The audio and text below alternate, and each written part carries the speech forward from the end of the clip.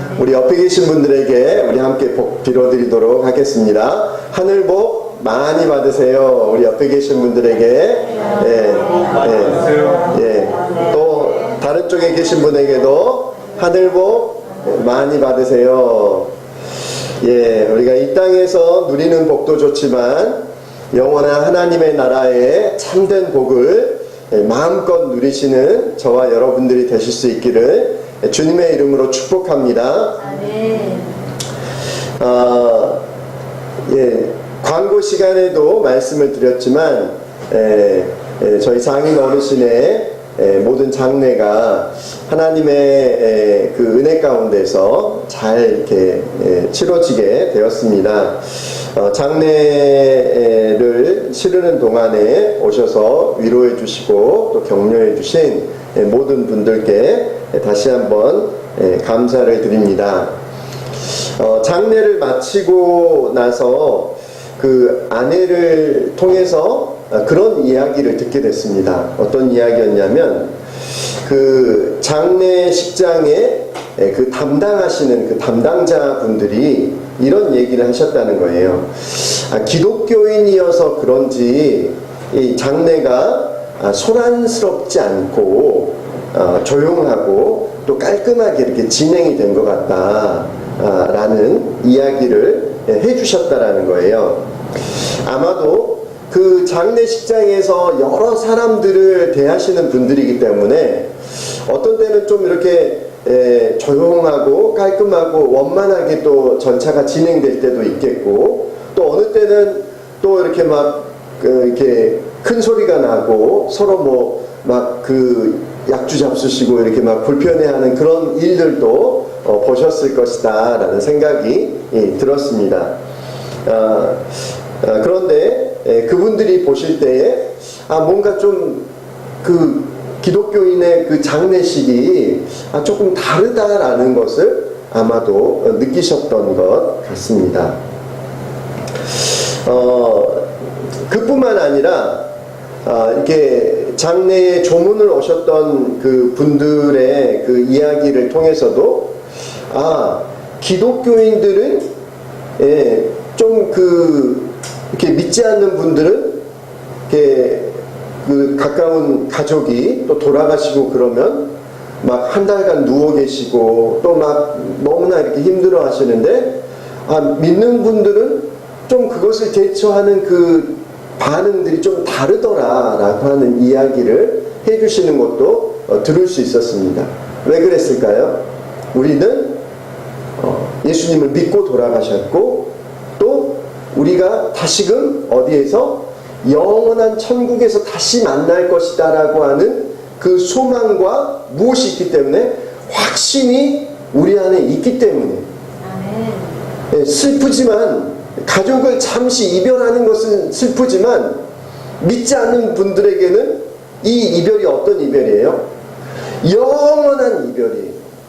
그러니까 우리가 화장터에서 그 화장을 하는데 아래서 대성통곡 하는 그 울음소리가 이렇게 들려옵니다. 왜요? 이제 다시는 사랑하는 아버지를, 사랑하는 어머니를 만날 수 없다라고 하는 그들 안에 있는 확신이 그들로 고통하게 하고 눈물 흘리게 만든다라는 것입니다. 그 모습들을 보면서 믿지 않는 사람들이 보지 않는 것처럼 이야기하지만 항상 믿지 않는 사람들은 누구를 바라보는 거예요? 우리 믿는 사람들을 바라보는 거예요. 저 믿는 사람들은 조금 뭔가 이 세상 사람들과 다른데? 뭔가 좀 구별되어 있는데? 뭔가 참 정갈한데? 그런 모습들을 보면서 어떤 마음을 갖게 될까요? 나도 예수님을 믿었으면 좋겠다. 나도 예수님을 믿었으면 좋겠다. 우리가 무엇을 통해서 우리가 큰 목소리로 예수님 믿으시라고 목소리를 높이지 않을지라도, 높여야 되지만 높이지 않을지라도 믿지 않는 자들은 누구를 보고?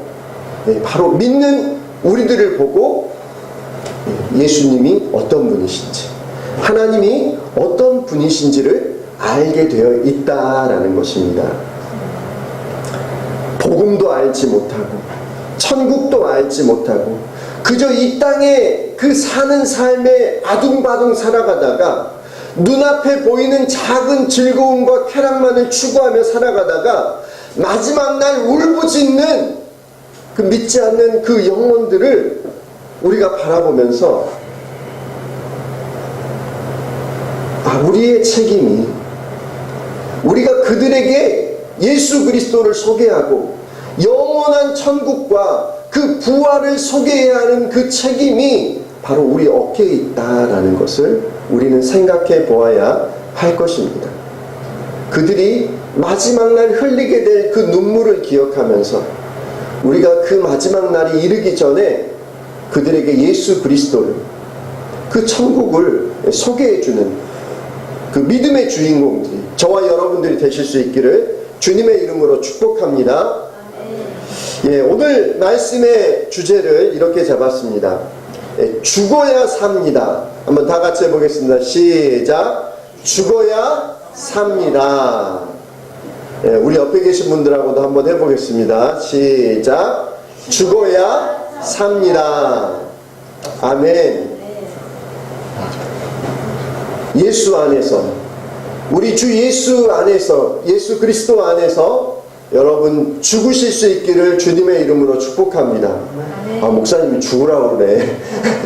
그게 아니라 우리 주 안에서, 내가 그리스도 안에서 십자가에 못 박혀 죽고 나는 이제 어떤 삶을 살아간다?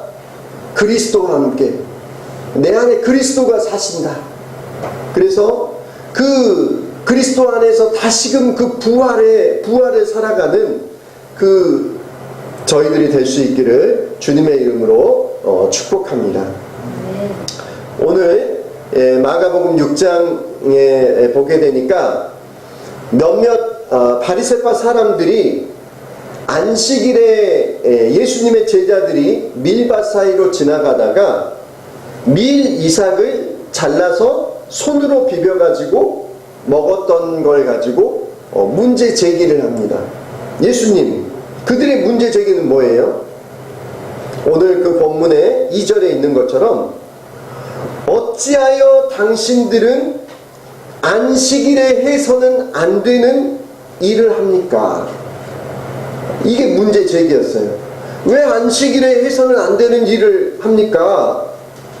그런데 예수님께서는 다윗과 그 일행이 줄였을 때에 다윗이 그 부하들과 함께 했던 이야기를 소개하면서 인자는 안식일의 주인이다 라고 하는 이렇게 말씀을 해주십니다. 그러면서 계속해서 다른 안식일에 예수님께서 회당에서 오른손이 오그라든 사람을 고쳐주세요. 그런데 율법학자들과 바리새파 사람들은 예수님께서 그 사람을 고쳐주실 때에 어떻게 해요? 어떻게 하면 예수를 고발할 구실을 찾고 어떻게 하면 그 예수님을 엿보면서 고발할지를 이렇게 찾고 있는 것을 볼 수가 있습니다. 그래서 예수님께서는 율법학자들과 그 바리새파 사람들에게 이 안식일에 착한 일을 하는 게 옳으냐 악한 일을 하는 게 옳으냐라고 이렇게 이야기했을 때 저들이 찔림을 받고 결국은 화가 잔뜩 나서 어떻게 하면 예수를 죽일지를 이렇게 공모하는 것을 우리가 볼 수가 있다라는 것입니다. 오늘 말씀의 주제가 뭐라고요? 어떻게 해야지 산다고요? 죽어야 산다. 네, 죽어야 삽니다. 죽어야. 네, 여러분 살고 싶으세요? 죽고 싶습니다. 예, 네, 죽으셔야죠. 죽으셔야지만 어떻게 한다? 산다. 네, 산다. 네, 죽어야지만 우리는 살게 되어 있다라는 것입니다. 어떻게 하면 우리가 그리스도 안에서 우리는 죽어지고 나의 옛 자아는 죽어지고 오직 예수 그리스도만 우리 안에 사실 수 있을까요? 첫 번째 우리가 기억해야 하는 것은 우리는 아버지의 마음을 알아야 한다라는 것입니다. 뭐라고요? 아버지의 마음을 알아야 한다라는 것입니다. 오늘 본문의 주요 쟁점은 뭐라고 했습니까? 안식일을 어떻게 하면 제대로 지킬 것인가 라고 하는 것이었어요. 여러분, 이 유대인들에게 안식일이고 우리에게는 그럼 무슨 날일까요? 주일을 어떻게 하면 제대로 지킬 것인가 라고 하는 그 부분의 고민일 수 있습니다.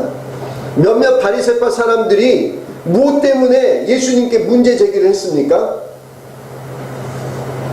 밀밭 사이를 지나가다가 밀 이삭을 잘라서 손으로 비벼서 너무 배가 고프니까 먹었더니 바리새파 사람들이 뭐라고 이야기하는 거예요? 왜 안식일에 해서는 안 되는 일을 합니까? 라고 이야기를 했어요. 근데 그게 무슨 이야기일까요? 율법에 정한 바 안식일에 해서는 안 되는 그 노동을 왜 안식일에 했냐라는 거예요. 안식일을 범했다라는 거예요. 출애굽기 34장 21절에 보니까 추수기에 관련된 이 안식일 규례가 나와 있는데, 출애굽기 34장 21절에 보니까 너희는 엿새 동안 일을 하고 이렛날에는 쉬어야 한다. 밭갈이 하는 철이나 거두어 들이는 철에도 쉬어야 한다라고 이야기하고 있습니다. 그래서 이 바리새파 사람들이 이 말씀을 기초해서 예수님이 그 제자들이 밀 이삭을 이렇게 몇 개를 먹은 걸 가지고 마치 타작을 한 것처럼, 안식일 날 해서는 안 되는 노동을 한 것처럼 이야기하고 문제 제기를 하는 것을 볼 수가 있습니다. 실제적으로 오늘날에도 이스라엘은 어떻습니까? 안식일에 노동을, 그 일을 하지 않기 위해서 뭐 주일날 음식을 미리 장만해 놓고, 또 엘리베이터도 스위치를 직접 손으로 누르지 않아도 그 열릴 수 있도록 그렇게 해놓고, 그런 모습들을 볼 수 있지 않습니까? 그러면서 예수님께서 이 다윗과 그 일행의 이야기를 이야기하는 것을 볼 수 있어요. 그런데 다윗의 이야기를 보니까 이런 내용이 안 나요. 안식일을 제대로 뭐 지키지 않았다, 무슨 노동을 했다, 뭐 그런 이야기가 나오지 않아요. 다윗과 그 일행이 했던 일은 뭐예요?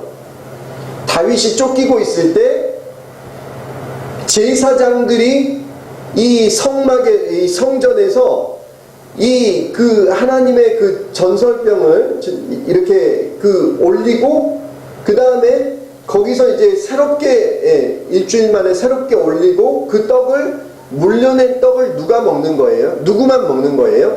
제사장만 먹는 거예요. 그런데 다윗 일행이 이 쫓기는 가운데에서, 너무나 줄인 상황 가운데에서 다윗이 그 자신의 일행들과 함께 그 떡을 나눠 먹었다라는 거예요. 이 앞 이야기하고 특별히 막 연결되지 않는 것 같은데 라는 생각을 해볼 수 있어요. 그런데 어떤 거예요? 우리가 율법을 문자적인 내용만 가지고 해석하기보다는 율법에 내포된 참된 의미를 알아가는 것이 필요한 것을 예수님께서 이야기하고 싶으셨던 거예요. 그래서 5절에 예수님께서 뭐라고 이야기하세요? 인자는 안식일의 주인이다 라고 이야기하세요. 인자가 누구예요? 예수님을 가리키잖아요. 예수님이 안식일의 주인이다 라는 거예요. 이 말씀이 잘 이해가 되지 않을 수 있어요. 이해되세요? 예수님이 안식일의 주인이다라고 하는 것이 이해가 되세요? 이해가 잘 안 될 수 있어요. 이게 무슨 의미냐면, 이 주인이다라고 하는 것은 안식일에 대한 하나님의 그 의도를 누구보다도 잘 이해하고 잘 선택할 수 있는 자가 바로 주인인 거예요. 이 바리새파 사람들은 어떻게 했어요? 율법의 문자적인 의미만을 가지고 이거는 해서는 된다 안 된다라는 것을 결정했지만, 예수님은 어떠세요?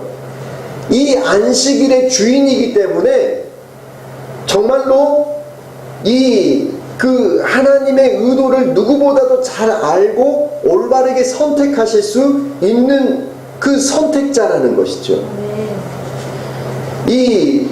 그 롤로프라고 하는 신학자는 예수께서 바리새인들이 안식일의 주인처럼 행동하고 있다고 암묵적으로 비판하고 있는 것으로 보고 계신다라고 이야기해요. 무슨 말이에요?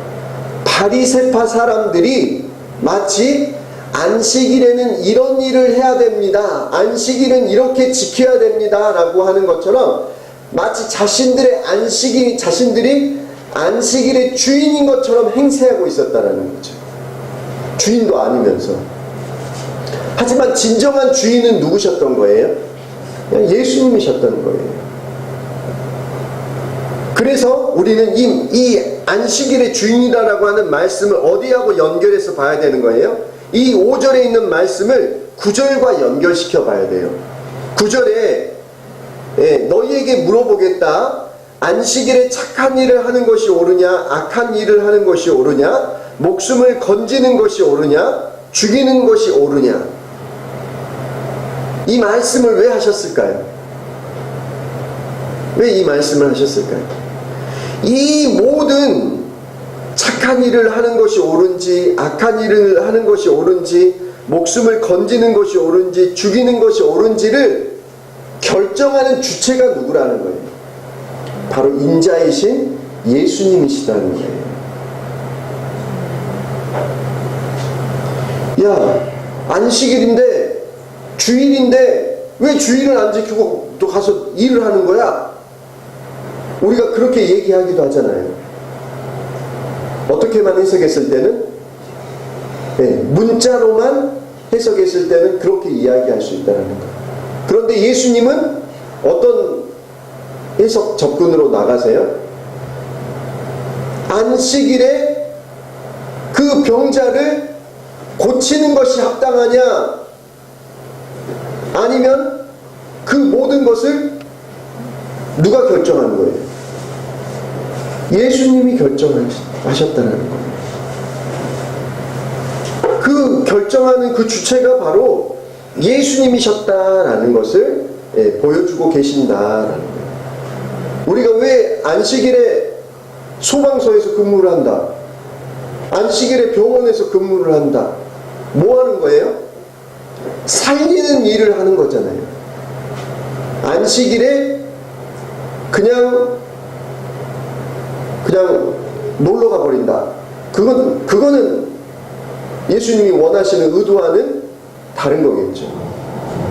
하지만 정말로 살리는 일을 하기 위해서, 생명을 살리는 일을 하기 위해서 하는 선택은 누구의 주인 되신 예수님의 그 생각에 부합할 수 있다라는 것입니다. 안식일의 참된 의미, 옳고 그름을 판단하는 기준을 제시할 자는 바로 누구시다? 예수 그리스도시다. 그래서 다윗이 했던 일 역시 안식일을 범한 것은 아니었지만, 이것이 정말로 살리는 일, 정말로 그런 데는 때로는 그 율법에 약간 부합되지 않는 것처럼 보일지라도 그것을 옳다라고 인정해 줄 수 있는 분이 바로 예수님이시다라는 것입니다. 우리가 이 바리새파 사람들을 향해서 예수님이 오늘 경계하시는 것은 무엇일까요? 너희가 하나님 아버지의 마음은 알지 못한다라는 거예요. 뭐라고요? 하나님 아버지의 마음을 알지 못한다. 어떤 열심은 있었어요? 율법을 지키고자 하는 종교적인 열심은 있었어요. 네, 율법을 잘 지켜야지.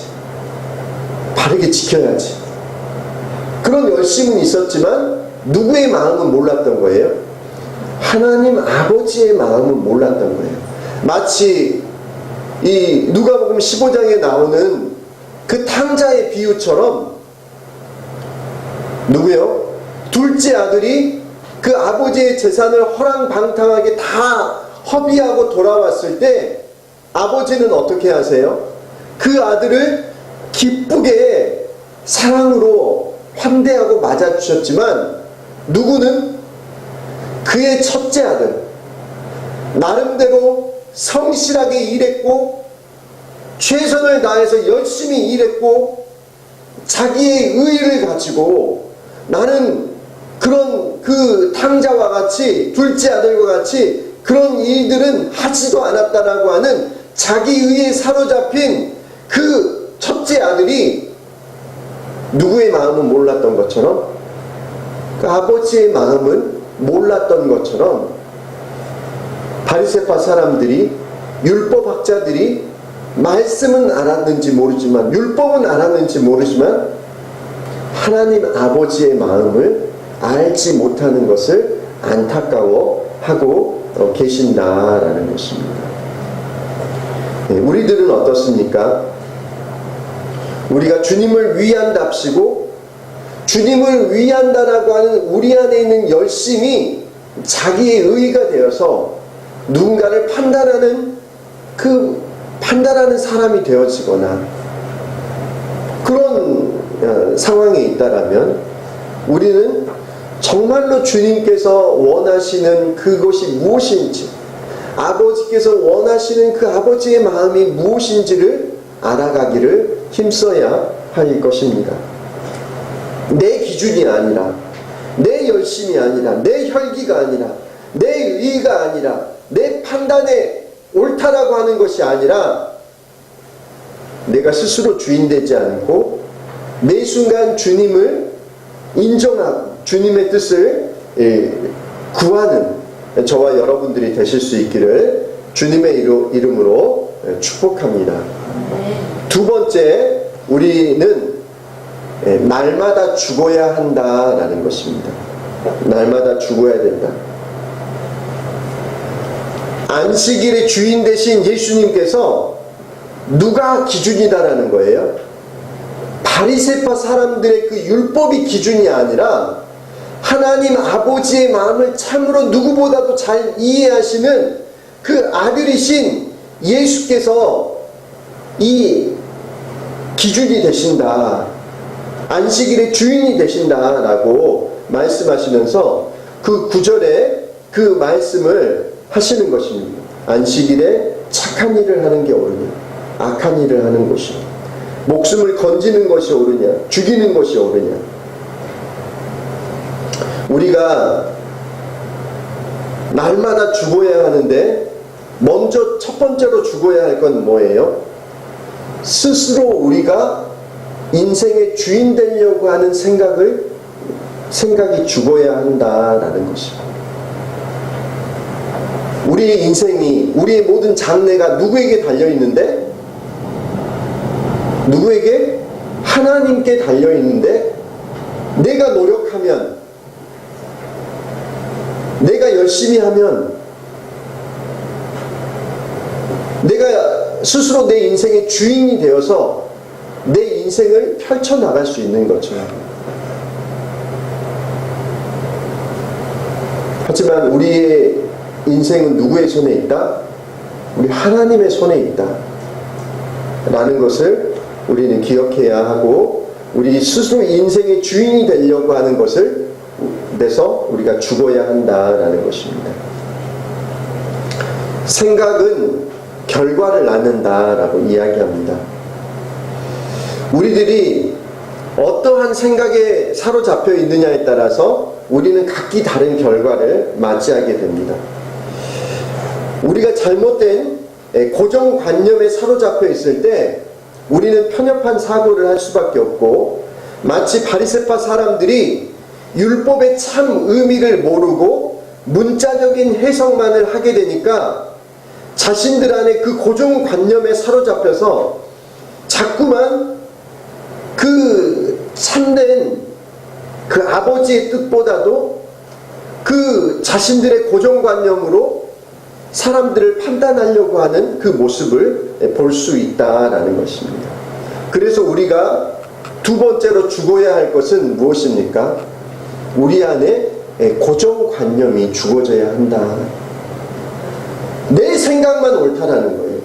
내 판단만 옳다라는 거예요. 그게 아니라 내 생각이 다 틀릴 수도 있다 라고 하는 것을 인정하는 것이 필요하다라는 거죠.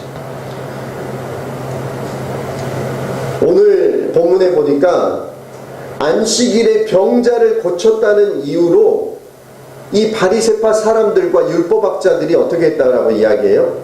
잔뜩 화가 났다라고 이야기를 합니다. 그래서 어떻게 해요? 심지어 예수님을 어떻게 죽일지를 모의하는 것도 볼 수가 있다라는 것이죠. 병자가 고침을 받으면 어떻게 해야 될까요? 정말 그 고칠 수 없는 그 병자가 고침을 받았을 때 우리는 어떻게 해요? 우리는 함께 기뻐하고 함께 즐거워하는 것이 도리터인데, 이 바리새파 사람들이 어떻게 했어요? 오히려 그 고침받는 것을 보고 화를 내는 것을 볼 수가 있다라는 것이죠.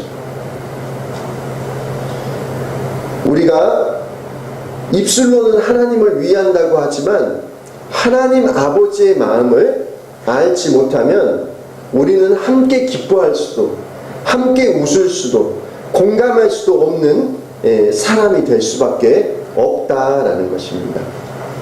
그래서 세 번째로 우리가 죽어야 할 것은 바로 내 안에 그 완고함, 내 안에 그 고집이 죽어져야 한다라는 것입니다. 도무지 바꾸려고 하지 않는, 내 생각을 바꾸지 않으려고 하는 그 완고함, 그 고집이 다른 사람들이 오히려 선한 일을 할 때에도 그것을 어떻게 바꿔버려요? 화를 내고 오히려 그것을 모함해서 제거하려고 하는 바리새파 사람들의 모습을 볼 수 있는 것처럼 우리도 마찬가지다라는 것입니다. 마지막으로 네 번째는 우리가 죽어야 할 것은 뭐예요? 바로 죽어지지 않는 우리의 자아가 죽어야 한다라는 것입니다. 7절에 보니까 율법학자들과 바리새파 사람들이 했던 일이 무엇이었습니까? 어떻게 하면 예수를 고발할 구실을 찾으려고 예수가 안식일에 병을 고치시는지 엿보고 있었다라고 이야기합니다. 우리는 살리는 일을 할 것인지, 흠집내고 깎아내리고 죽이는 일을 할 것인지를 우리는 선택해야 한다라는 것입니다. 그런데 이 모든 일들을 하기 이전에 여러분 잘 들어보세요. 내 자아가 살아있으면 우리는 누구를 죽이게 되어 있어요? 우리는 예수 그리스도를 죽이게 되어 있어요. 아멘. 우리 자아가 시뻘겋게 살아있으면 우리는 예수를 가만히 둘 수가 없어요. 왜요? 거치는 게 너무 많거든. 예수님 때문에 거치는 게 너무 많거든.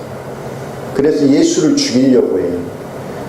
단순히 누구만의 바리새파 사람들만, 율법학자들만 그런 것이 아니라 자신의 그 자아가 죽어지지 않은 사람은 언제라도 예수를 죽일 수 있다라는 것을 우리는 알아야 돼요. 하지만 반면에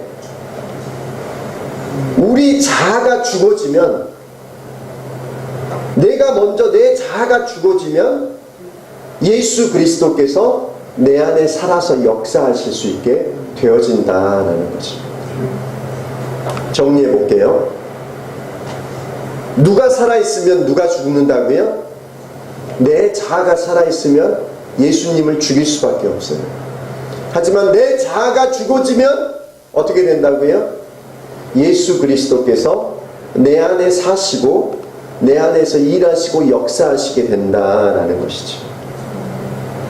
여러분, 죽어야 삽니다. 바리새파 사람들이 죽어지지 않았고 율법학자들이 죽어지지 않았기 때문에 결국은 도달하는 것은 뭐였어요? 저 눈에 가시 같은 저 거리끼는 저 예수를 어떻게 하면 죽일 수 있을까?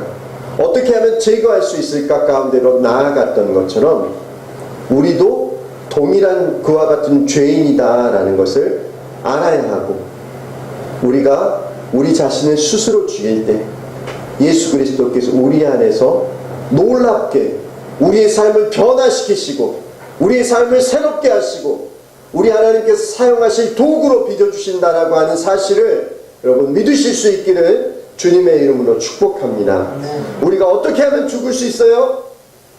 인생의 주인을 바꿔야 됩니다. 우리가 어떻게 하면 죽을 수 있어요? 자기 고집을 버려야 됩니다. 우리가 어떻게 하면 죽을 수 있어요?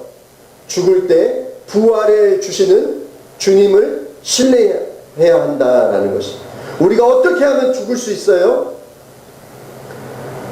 우리가 함께 웃고 함께 울 수 있는 공감 능력을 키울 때에 또 우리는 죽어질 수 있습니다. 바라고 소망하는 것은 우리 자신을 하나님의 말씀으로 우리 자신을 죽이고 도무지 굴복되어지지 않는 내 안에 그 빳빳이 머리를 들고 주님께 머리를 숙이지 않는 우리 안에 그 완고함과 이 고집스러운 우리의 모습을 주님 앞에 기도함으로, 주님 앞에 무릎 꿇음으로 우리는 죽어지는 연습을 해야 한다라는 것입니다. 말씀으로 우리가 죽어질 때, 기도로 하나님 앞에 우리의 그 완고함이 깨트려질 때 우리는 다시금 그리스도 안에서 살아나게 된다라고 하는 사실을 여러분 믿으시고 날마다 죽기를 소원하는 저와 여러분들이 다 되실 수 있기를 주님의 이름으로 축복합니다. 함께 찬양하고 기도하도록 하겠습니다.